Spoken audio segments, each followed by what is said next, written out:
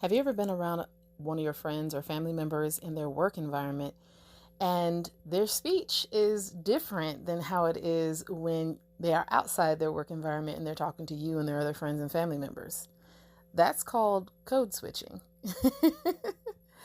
And a person usually switches codes depending on the environment that they're in. So if they're at work, a lot of times people will use a more professional sounding voice that enunciates and articulates better than when they're around friends and family. When we're around friends and family, we tend to be more relaxed. So that's when we tend to use slang more than we do the more proper or quote unquote proper way of speaking. And that's what we're going to talk about today. All right, let's get into it.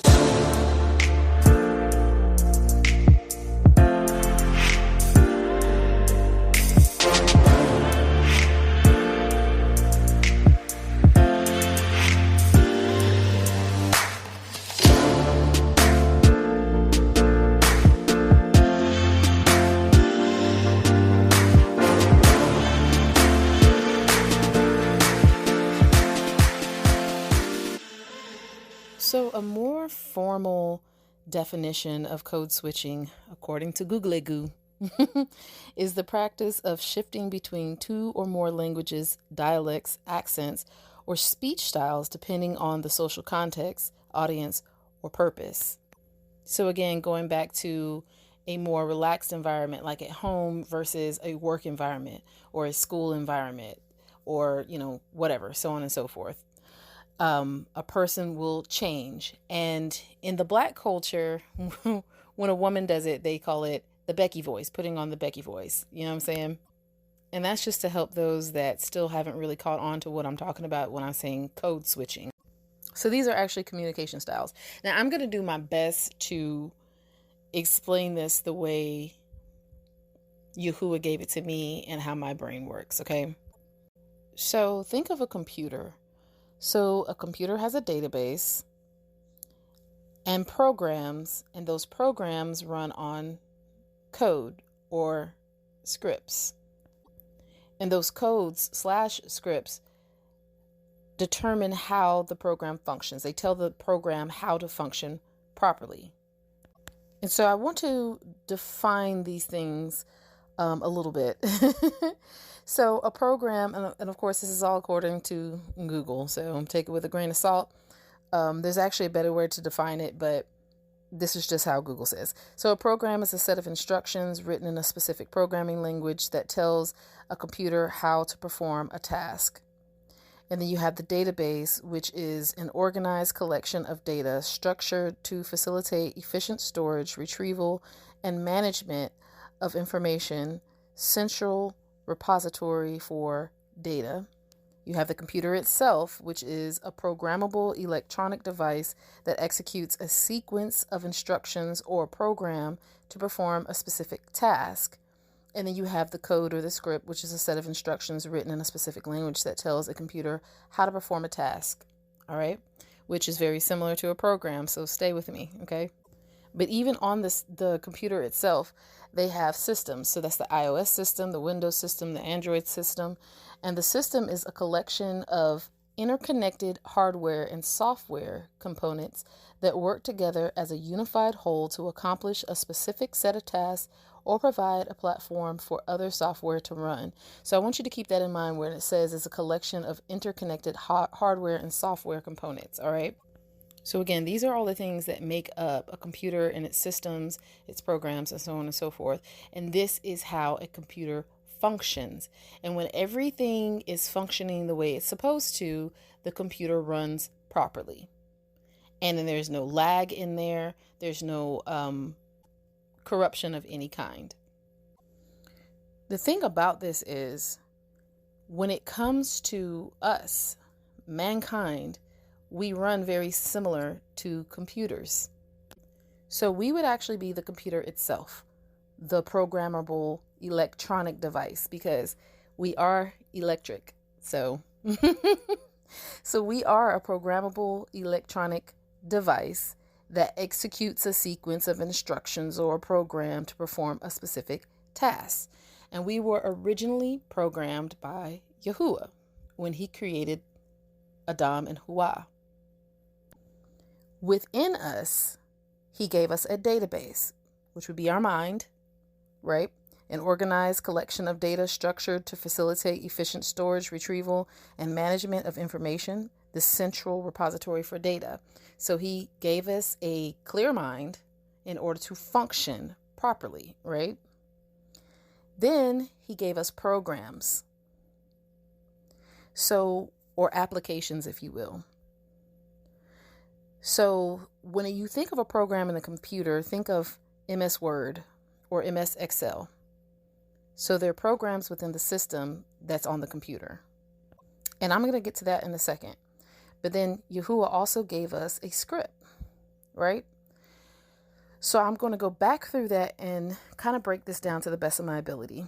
So when it comes to the computer, I already said that's a person. The database is the mind. I already said that.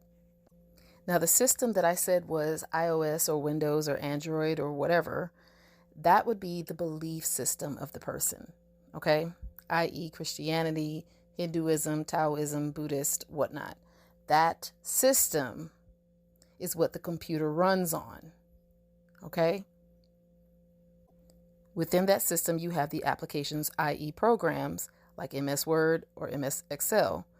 So that would be the equivalent of the denomination within that system. So if you look at belief systems, you'll see that there is not one belief system that has just one solid agreement on doctrine. There's a lot of different, in Christianity, they call them denominations.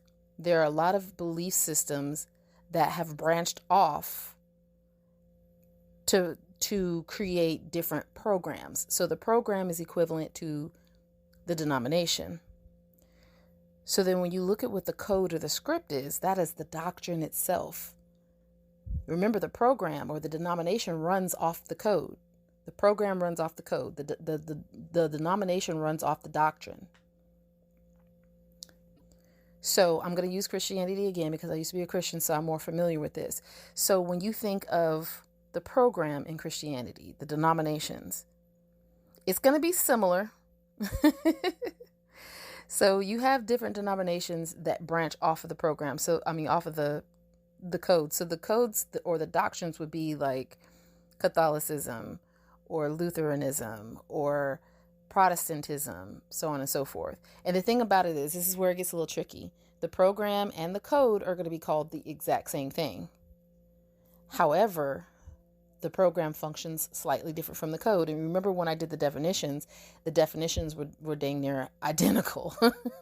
That's because they actually are almost the exact same thing, except the code or the script is what guides the program.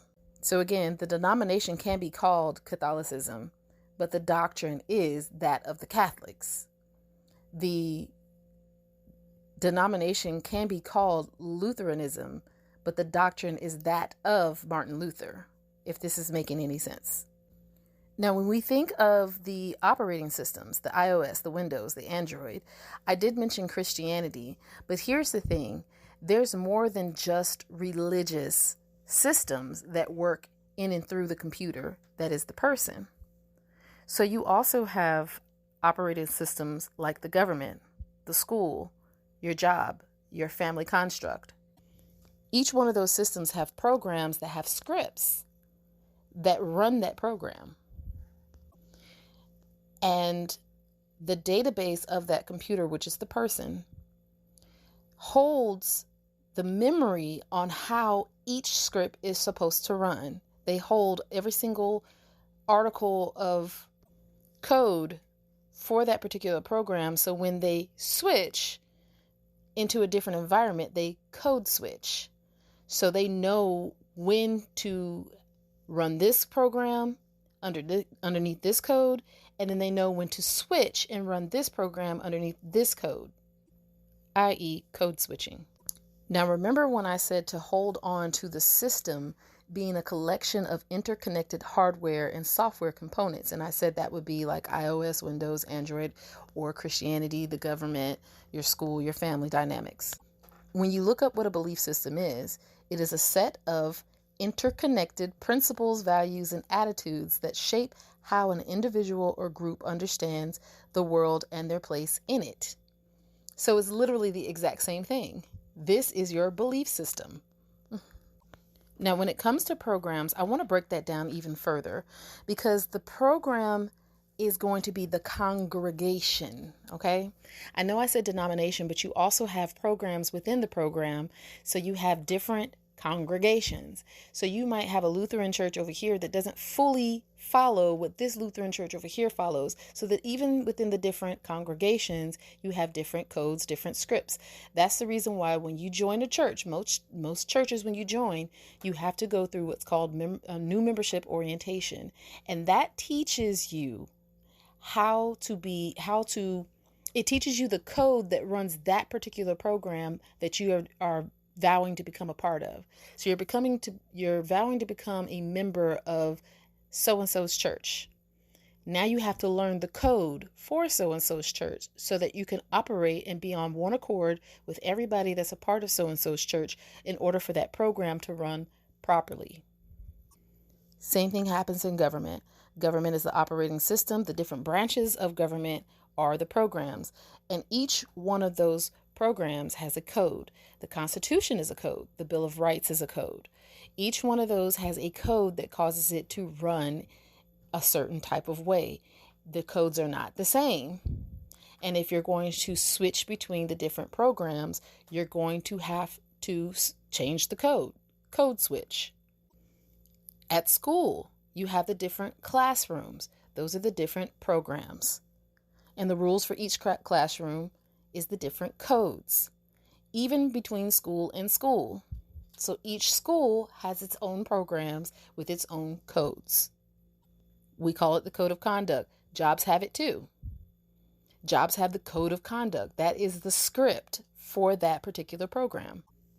Now, with all that in mind, remember I said that Yahuwah created all these computers, i.e. mankind, and he gave us the database that we were supposed to have that ran perfectly because he said it was good.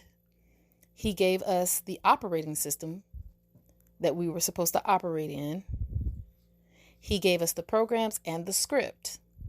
The script is his word. Okay? The program is also his word. And the operating system is his word. Yahusha, okay? But stay with me on that. So when Adam and Hawa entered into sin, malware was introduced into the operating system. So what malware does is it rewrites the original coding. So go back and think about the account of Adam and Hawa. Adam was giving a code, a specific script. You may eat of every tree that is within the garden, except for the tree that is in the midst of the garden, the tree of knowledge of good and evil. Do not eat it, do not even touch it, for in the day that you do, you shall die. So then Hawa is in the garden, having received this information from her husband, okay? They both received this information. Hawa is in the garden, and in comes the malware, what we call the serpent.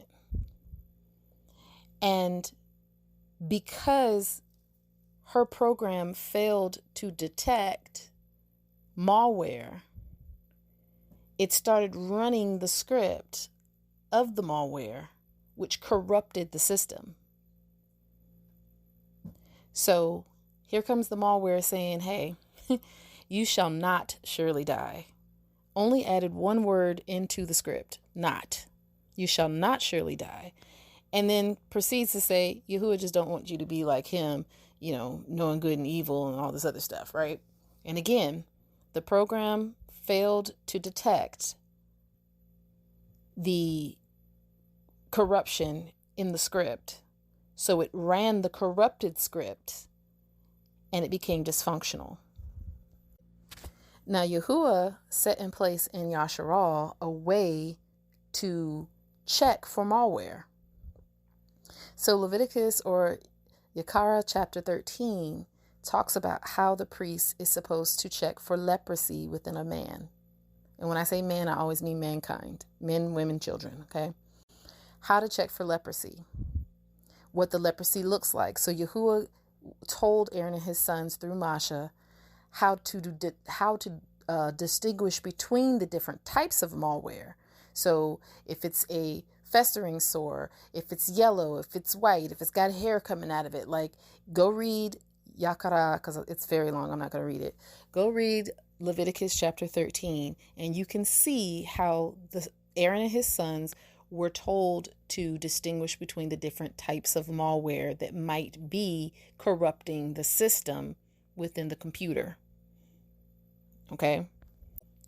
So leprosy in this sense that we're talking about is sin. We're not talking about a physical leprosy. We're talking about a spiritual leprosy. So all of us were born with a spiritual leprosy upon us because of the sin that Adam and Hawa entered into. Then in Yakara or Leviticus 14, they were told how to remove the malware if it was determined that the computer itself was salvageable or redeemable. Okay? So the first part of Leviticus 14, 1 to 32 talks about the individual. And then 33 to 57 talks about the house. That would be the network. That is where a bunch of computers would be. Okay? So this is where a bunch of computers would be that are all supposed to be functioning the same way. But you're assessing which computer is malfunctioning so you can remove it out of the group of computers so that everything will run properly. Now, when it comes to the malware removal, we were given Yahusha. So the corruption is sin, which is transgression of Yahuwah's law, according to 1 John 3 and 4, and I'll go there in a second. But Yahusha was given as the virus sweeper, the removal of the malware. And in Yehukanan, John chapter 10, verse 10, he says, the thief, that is the malware, comes not but for to steal and to kill and to destroy. That's what malware does. I am come that they might have life and that they might have it more abundantly. So he literally came to restore the computer back to its original function without the malware, to restore the system so that the programs will run properly and that the script will be the proper script, i.e. the word of Yahuwah. Before I go any further, I just want to read 1 John 3 and 4. Whosoever commits sin transgresses also the Torah or the law, for sin is the transgression of the Torah or the law. So Yahusha told us how to do a complete system wipe, okay? Matthew 26 to 28 says, and as they were eating, Yahusha took the bread and blessed it and broke it and gave it to the Lamudayam and said, take, eat, this is my body. And he took the cup and gave thanks and gave it to them, saying, drink you all of it, for this is my blood of the renewed covenant, which is shed for many for the remission of sins. For the remission of sins. That is the removal of sin. Or rather, should I say, the removal of the penalty of sin. You can also go on over to Yehukanan, John chapter 6, starting at verse 48, going to verse 58. I am the bread of life. Your fathers did eat manna in the wilderness and are dead.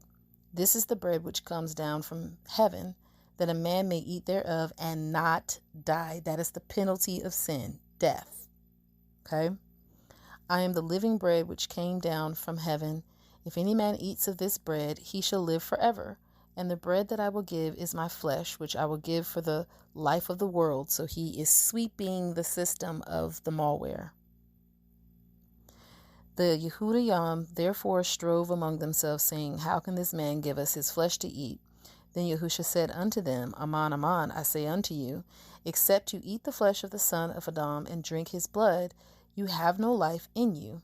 So I want to pause right there. So them saying, how can this man give us his flesh to eat? That was them displaying the dysfunction in the original script, because they are operating off of the carnal mind, which is the dysfunction in the original script that Yahuwah gave us. Yahuwah did not give us a carnal script. He gave us a spiritual script. But if you look at Deuteronomy 17, I want to say it's Deuteronomy. Is it Deuteronomy? Apologies. It's Leviticus 17.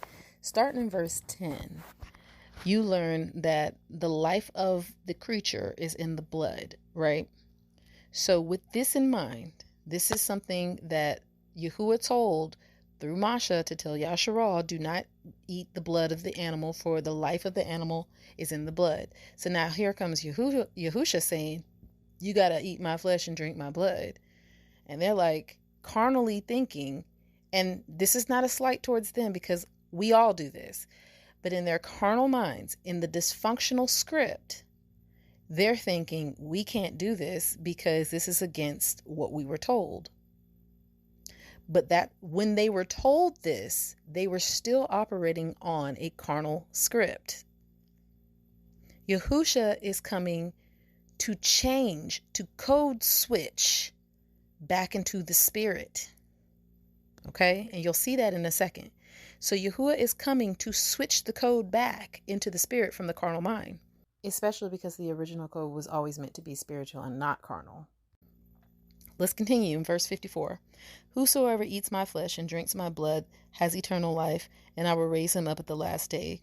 For my flesh is meat indeed, and my blood is drink indeed. He that eats my flesh and drinks my blood dwells in me, and I in him. As the living Father has sent me, and I live by the Father, so he that eats me, even he shall live by me. This is the bread which came down from heaven, not as your fathers did eat manna, and are dead. He that eats of this bread shall live forever. I'm going to keep going. These things said he in the synagogue as he taught in Capernaum. Many therefore of his Lamudayam, when they had heard this, said, this is a hard saying, who can hear it? Again, functioning on the dysfunctional script, on the corrupted script. When Yahusha knew it in himself, that his Lamudayam murmured at it, he said unto them, does this offend you? What and if you shall see the son of Adam ascend up where he was before? It is the Ruach that quickens, the flesh profits nothing. The words that I speak unto you, they are Ruach, and they are life. Again, he's switching the code back from the carnal to the Ruachal, from the flesh to the spirit. So he's coming to do a system override to switch the code back to its original function, its original non-corrupted function. So then Yahusha, who is the word of Yahuwah, the Torah or the law, the life, the truth, and the way, he is anti-malware. So when you think about Yahusha saying, if you love me, keep my commandments, or depending on the translation you have, it'll say, if you love me, guard my commandments. It's the same concept. Do what I say. Right? Because he is the script. He's the word. He's the script. He's the word of Yahuwah, which is the truth. Right? And then the other script is the lie. So there's only two scripts that are being ran in this world, the truth or the lie. Yahusha being the word of Yahuwah is the truth. So that's the script that that the program that we're in is supposed to run off of. Now the program would be the law of Yahuwah. So there's different programs. You have the peace offering, the ascending smoke offering, the law of leprosy, and I'm talking about this spiritual peace offering, ascending smoke offering, law of leprosy, not the sacrificing of the animals, but we are now the animals being sacrificed according to Romans 12:1, okay? And then the system that this is being ran in is life. Now in the adverse of that, if you add the malware into the word, which is the code, right, that the programs in life are running on, then you would get the world. If you add an L into the word, you get the world. Now that is the code or the script of the malware. i.e., the lie. The programs that are ran off of the lie are the law of attraction, the law of the universe, Yahuwah's law done away with, hedonism, etc. And that system is the system of death. So now when you think of someone code switching, think about them switching between the two codes, the truth or the lie. And this is what Yahuwah has to say about this. See, I have set before you this day life and good and death and evil. These are the two different codes that you can run on, or scripts that you can operate from. In that I command you this day to love Yahuwah Eluah, to walk in his ways, and to guard his commandments and his statutes and his judgments, that you may live and multiply, and Yahuwah Eluah shall bless you in the land whither you go to possess it. So he's saying that if you operate off of my script, which is truth, you'll have life, because that's truth is the script of life and only life. The lie is a script of death. So you'll have life. That's the system that you're operating in. The program would be the Torah, that's guarding his statutes, commandments, and judgments, right? That's the program that runs in life. But if your heart turn away, so that you will not hear, but shall be drawn away and worship other al-Hayam and serve them. So he's saying, if you decide to code switch and start operating off of the lie, so the lie is the script that you would be operating off of. That's the corrupted script. And that's the script of death. So serving them would be the system that you're operating in. And the program would be the laws of death, law of the universe, law of mannerism, law of attraction, so on and so forth. So Yahuwah says in verse 18, I denounce unto you this day that you shall surely perish. Okay, remember, death. And that you shall not prolong your days upon the land whither you pass over the Yarden to go possess it. I call the heavens and the earth to record this day against you, that I have set before you life and death, blessing and cursing. Therefore, choose life. He told us which script to operate in, to run off of. He told us what script to run off of because it's the script that he originally programmed into us. That both you and your seed may live, that you may love Yahuwah Eluah, and that you may obey his voice. If you are operating off of truth, which runs the program called the Law of Yahuwah, you are obeying his voice, which is the system that you're in, which is life. Life is the system that the law is in, and it's ran by the word of Yahuwah. And that you may cleave unto him, for he is your life, for he is your life, for he is your life, and the length of your days, that you may dwell in the land which Yahuwah swore 7 oaths unto your fathers, to Abraham, to Yitzchak, and to Jacob, to give them. So this is what Yahuwah is doing. He's switching the code back. He's switching the code from the corruptible back to the incorruptible in his people. And Yahuwah is able to add computers into the network, which is his kingdom. That's the grafted in Gentiles. They're being added in to the network. And they're expected to function properly too. They're expected for their programs to run off the same script as the programs that came with the computer. That came with the system. Apologies. They're expected to do the exact same thing as the original programs. And if they start to misfunction or start to become dysfunctional, they are removed. They are treated before they're removed, but if they are found to be non-redeemable, they will be removed. Just like the original computers, if they are unable to be redeemed from their corrupted state, they will be removed from the network. But yeah, prayerfully it makes everything make a little bit more sense as to what exactly is going on. So when you hear all these different doctrines that people are running and operating off of, you can see which one is corrupted and which one isn't corrupted. There's only one doctrine that Yahuwah gave to us. Everything else outside of that is a corrupted doctrine. It is a doctrine of devils. So that lets you know who you're listening to. It lets you know what system you're operating in. It lets them know what programs you're running. It shows what scripts are running those programs, what scripts are running in the background of those programs. It's the corrupted script. So if you want to function properly, go to Yahuwah and expose the corrupted script to him that's within you, so that he can then begin to do a malware sweep and start to code switch you back into the correct code, from the carnal to the ruachal, from the flesh to the spirit. All right? If you want to get in contact with me, you can reach me at replenishme@gmail.com. RIPLENISH, me@gmail.com. As usual, it was a pleasure being able to sit here and talk with you today, even though it was just me talking. But anyway, I bid you much ahbab and shalom.